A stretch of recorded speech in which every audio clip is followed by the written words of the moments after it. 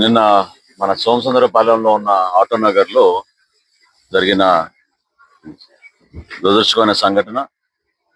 ఈ ఎండాకాలంలో తీవ్రత బాగా ఎక్కువైనప్పుడు సరైన విధంగా జాగ్రత్తలు తీసుకోకపోతే వ్యాపారాలు చేసుకున్న వ్యక్తులు కూడా ఒక బాధ్యతగా భావించాలి సమాజానికి.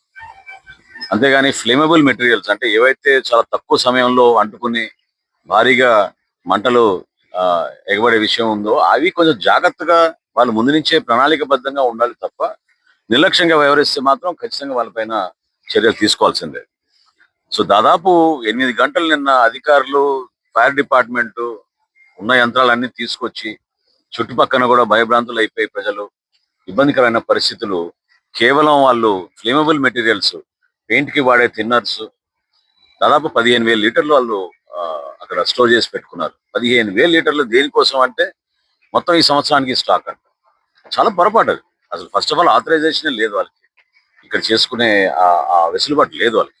ఆటోనగర్ లో జెడ్ఎం గారిని, అదే విధంగా ఇక్కడ ఉన్న తహసీల్దార్ గారిని, ఎంపీడీఓ గారిని, డిఎస్పీ గారిని కోరానని ఇమీడియట్ గా మనం ముందు డోర్ టు డోర్ ఆడిట్ చేసి ఎక్కడైతే ఇటువంటివి ఉన్నాయో స్టాక్ చేసినవి వాళ్ళందరికీ నోటీసులు ఇష్యూ చేసి మరొకసారి ఇటువంటి సంఘటన జరగకుండా తీసుకోవాల్సిన చర్యలు. అదే విధంగా రాబోయే రోజుల్లో ఈ ఫైర్ డిపార్ట్మెంట్ నుంచి సర్టిఫికేషన్, ఎన్ఓసి ప్రతి ఒక్కరికి ఉండాల్సిందే.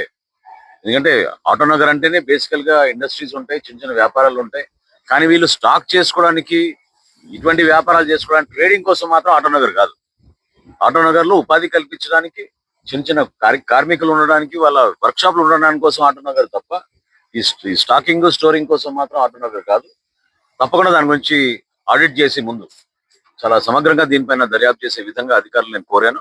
చాలా బాధాకరమైన సంఘటన. మా వంతు మేము అంటే సమాజానికి బాధ్యతతోటి మాట్లాడాలి తప్ప ఏదో కావాలని వాళ్ళ వ్యాపారం కోసం, వాళ్ళు నిలబడడానికి కోసం వస్తే మాత్రం అది యాక్సెప్ట్ చేయలేము మనం అది.